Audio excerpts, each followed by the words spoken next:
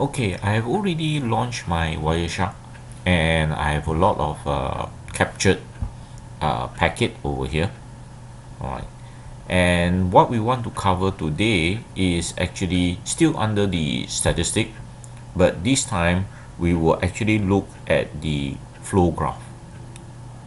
Now, if I click the flow graph, of course, you can choose which particular options you want, like do you want all packets or just only the displayed packets. All right, is it the general flow, TCP flow? All right, but right now I'll just look at the general flow, and whether do I want to look at the network source or just the standard source. So perhaps at this current moment I will look at my displayed packet only, all right, which is what is shown. Of course, you can always look at all packets, but I will just look at the displayed packet for my analysis.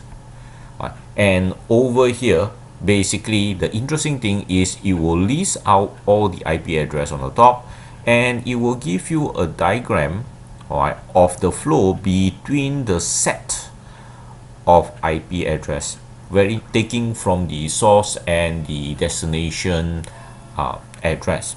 And of course, let me try to do this but with everything, all packet. Okay, and over here you will see the same thing, but of course with a greater length. All right.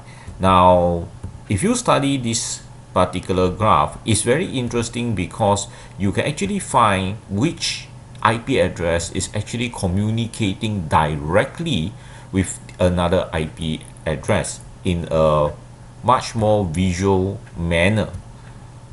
And sometimes this is useful because we may have configured, for instance, a host-based firewall that has two network cards, right? And that would actually split your network into two different segments where both party in different segment of your network cannot communicate directly. All right, so you might be able to identify misconfiguration where, hey, why are these two IP address communicating directly to each other, for instance. All right, so this is one of the use that you can use it for, all right, for this particular flow graph. All right, so start to study it and do some further analysis on your capture packet, particularly for your project.